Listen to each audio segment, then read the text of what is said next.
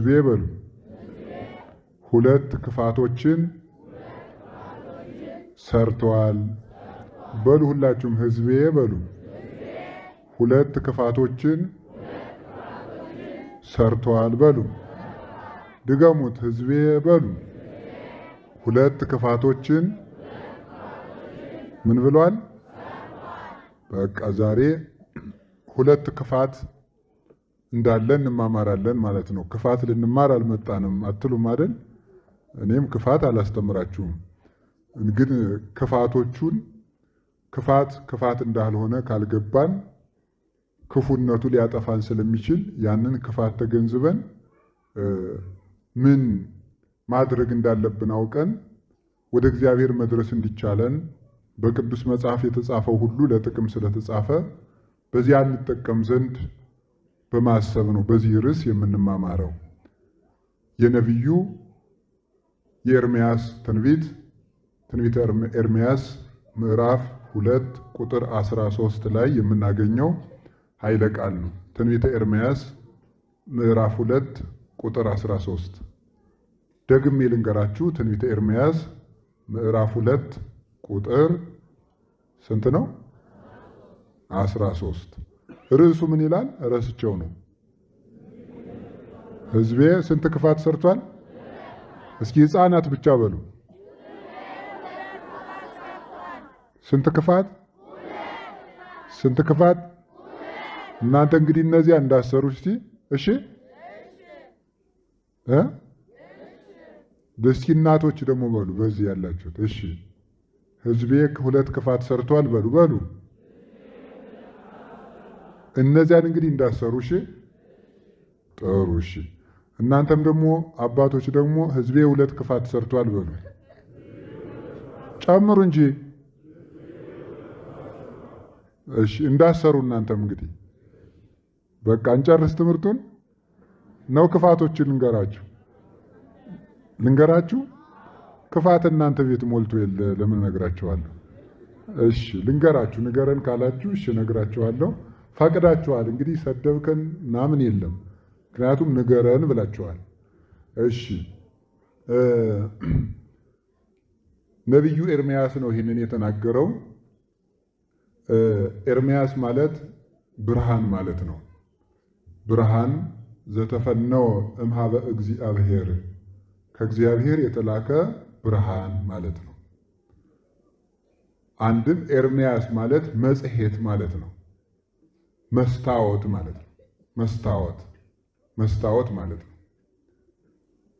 ኤርምያስ ማለት ከሰማይ የወረደ ብርሃን ማለት ነው ከሰማይ የወረደ ብርሃን ማለት ነው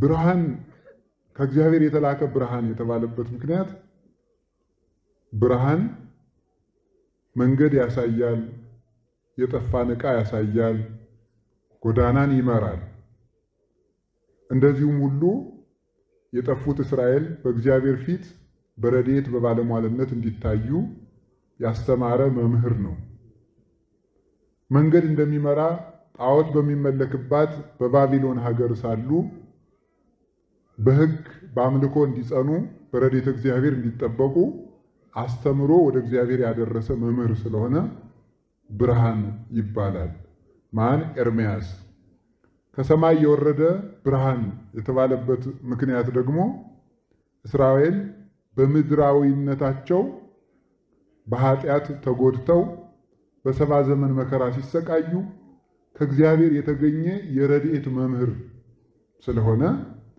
ከእግዚአብሔር ከተገኘ በስተቀር ያለ ሰራዊት ሕዝብን ከምርኮ መመለስ የሚቻለው ስለሌለ ከባቢሎን ምርኮ ይዟቸው የወጣ እርሱ ስለሆነ በዚህ ምክንያት ኤርምያስ ይባላል ከሰማይ የወረደ ብርሃን መስታወት መባሉ መስታወት በጥርስ ያለን እድፍ ባይን ያለን ጉድፍ ቆጥሮ እንዲናገር ይህ ከፍቶባችኋል እስራኤል ይሄ ነውራችሁ ነው ይሄ ከእግዚአብሔር ጋር ያጣላችኋል ብሎ ነውራቸውን የሚነግራቸው መምህራቸው ስለነበረ ኤርምያስ ማለት መጽሔት ተብሏል በመጽሔት አሻግሮ ያዩበታል በመነጽር እግዚአብሔርን ረድኤት የክርስቶስን ስጋዌ ተስፋ መንግሥተ ሰማያትን ዘመናትን በትንቢት አሻግሮ ያሳየ መምህር ስለሆነ መጽሔት ተብሏል። ማን?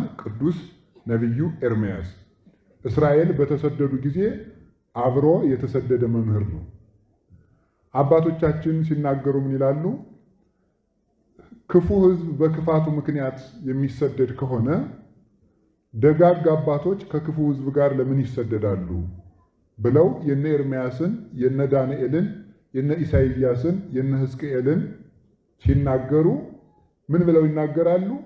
አንደኛ መከራ ከበዛ ዘንድ ክብር ይበዛልና፣ ሁለተኛ ደግሞ እነሱ በሄዱበት ሀገር በክደት እንዳይጎዱ በክፋታቸው የተሰደዱትን ሕዝቦች ለመጠበቅ ያለ ክፋቱ ካህንና መምህር ከሕዝብ ጋር ይሰደዳል፣ መከራ ይቀበላል። በዚህ ምክንያት ኤርምያስ ተሰዶ ነበረ። ፍጹም ድንግል ታጋሽ መምህር፣ ከእናቱ ማህፀን ጀምሮ የተመረጠ እየተደበደበ ያስተማረ ታጋሽ እንደ ኤርምያስ ያለ መምህርና ነቢይ የለም። ለምሳሌ እኔ እዚህ ላይ ፊት ብትነሱኝ እንኳን ሁለተኛ ቀን ልመጣ ዛሬም ሄጄ ብን ብዬ ላድር ይችላል፣ እንደ ጉም ማለት። ኤርምያስ ግን በድንጋይ እየተደበደበ ያስተማረ መምህር ነው። በድንጋይ እየተደበደበ። ይሄ ብቻ አይደለም። አሁን እኛ ስንመጣ እኛን አይደለም ያከበራችሁት፣ የቤተ ክርስቲያንን ክብር ነው ያከበራችሁት። ይሄው የተነጣጠፈ ወንበር እያያችሁት ነው። አይታችሁታል? አይታችሁታል? አሁን ያስተምሬ ሲጨርስ እንግዲህ እዚህ ሊቀመጥ ነው። ነቢዩ ኤርምያስ አስተምሮ ሲጨርስ ግን ከመጸዳጃ ቤት ይወረውሩት ነበረ። እንዲህ እያለ እንኳን ያስተማረ ሩህሩህ ቸር መምህር የሚባል ይሄ ነው። ስለ ሕዝቡ መጎዳት ክብሩን ትቶ የሚያስተምር፣ ተሰድቦ የሚያስተምር፣ ተንቆ የሚያስተምር። የኛው እንኳን ሲሞላ ነው። ተንቆ የሚያስተምር፣ ተሰድቦ የሚያስተምር፣ ተወግሮ የሚያስተምር።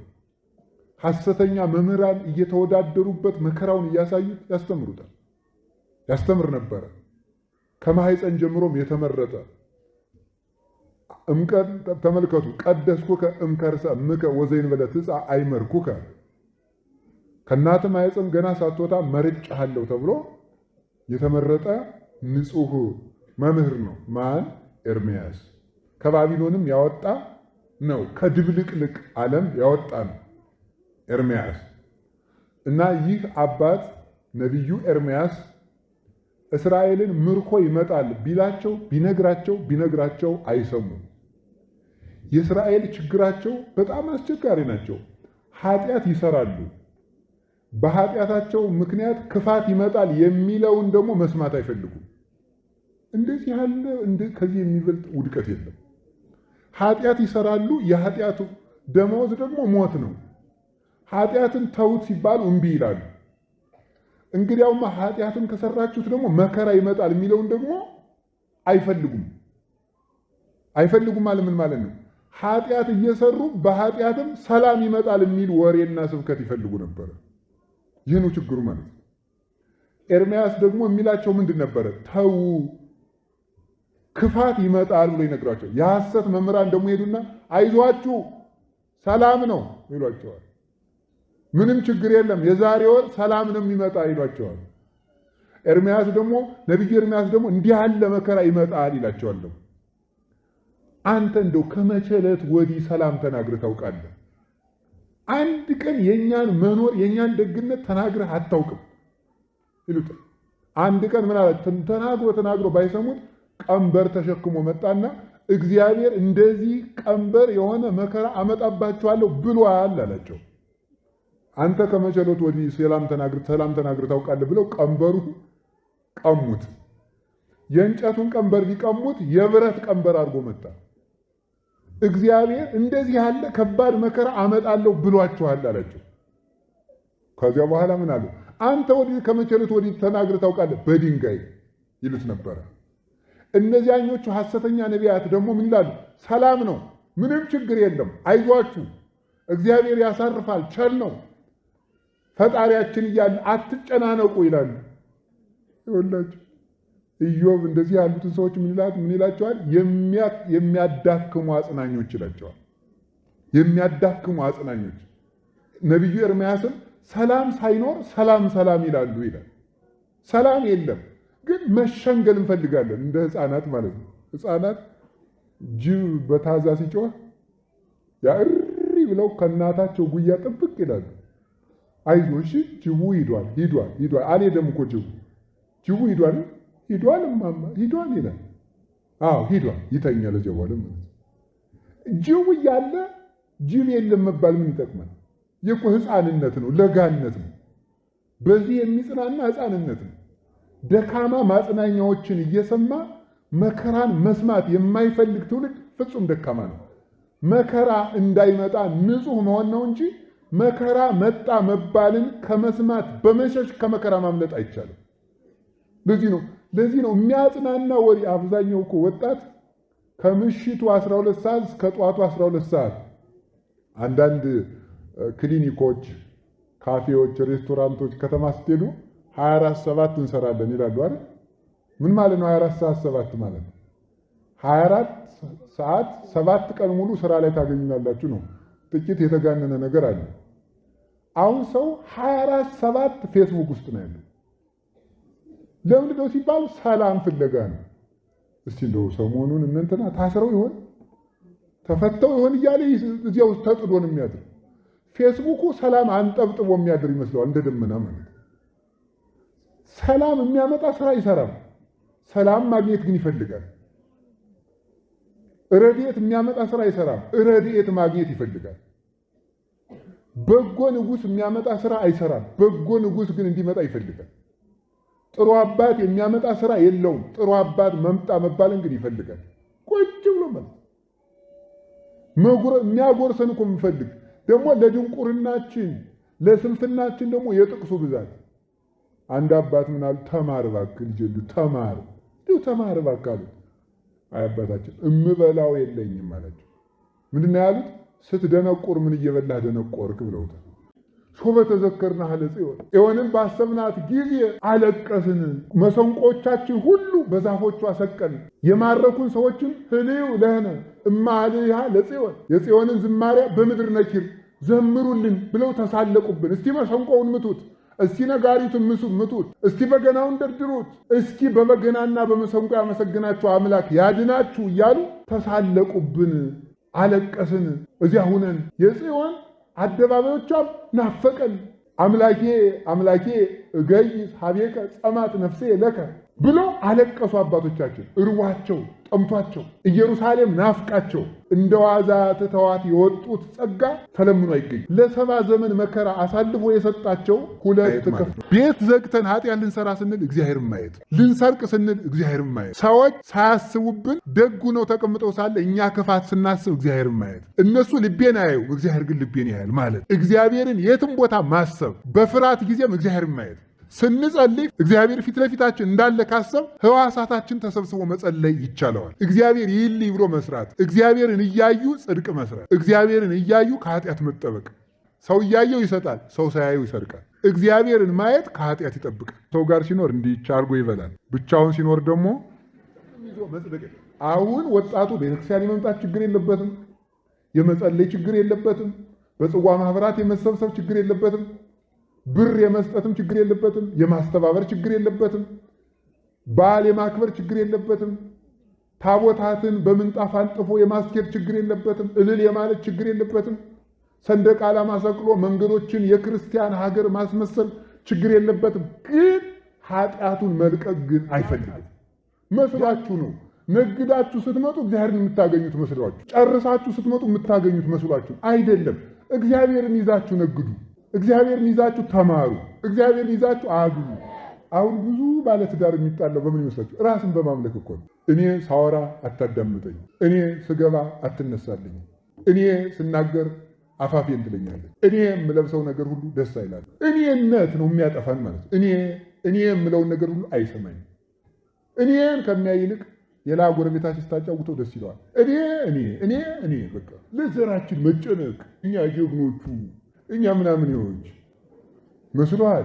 ዱግማ አምላክ ጀግና ማለት ኃጢአትን ያሸንፍ ሰው ሆይ አንተ ክርስቶስ ሆነ ቢሆን ይሁዳ ደህና ዋልክ ሲል ምን ታደርገው ነበር ይላል። እኔ ግን በጥርስህ የምትነክሰው ይመስለኛል። እግዚአብሔር ቸርነቱ ሁላችን በልባችን የምናስበውን እርስ በርሳችን እንዳንተዋወቅ ማድረጉ ይህ በጣም ትልቅ ቸርነት። ብንተዋወቅ ኑሮ እኮ ተገለባብጠን እናልፍ ነበር። ምክንያቱም አሁን አንዱ ሰው እኔን ደህና ሰነበቱ አባ እያለ በውስጡ ሌባ ሊለኝ ይችላል። አሁን ያን አላውቅበትም። አያችሁ፣ ያን ስለማላውቅበት በሰላም እንኖራለን።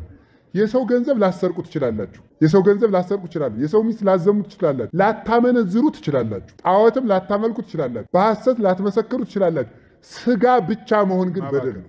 በማይረቡ ነገሮች ጊዜን ማባከን። እኔ የማስበው ሀገሪቱ ለመውደቋ ዋናው ችግር ፓርላማው ይመስለኛል። ያኛው ደግሞ የለም የፌዴሬሽን ምክር ቤት የለም። እኔ የሚመስለኝ ግን ከንቲባው ይመስለኛል። ምንም እኮ ጠብ የሚያደርግ ሰዎቹ አይሰሙትም።